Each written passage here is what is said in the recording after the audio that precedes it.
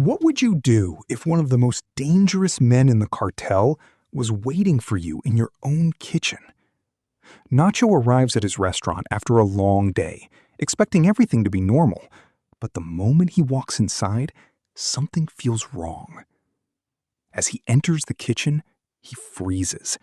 Standing there, casually cooking food as if he owns the place, is Lalo Salamanca. Lalo, come on, Nacho, you have to try this. It's a family recipe. Lalo acts friendly, smiling and offering food. But beneath the charm lies a dangerous message. Nacho knows that every word and every move is being watched. The tension rises as Lalo introduces himself as Eduardo. Yet it's obvious he already knows exactly who Nacho is and why he's there. Lalo, I've heard good things about you. They say you're a smart man.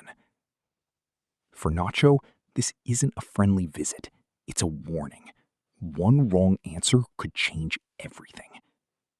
This chilling encounter shows why Lalo Salamanca is one of the most unpredictable and terrifying characters in Better Call Saul.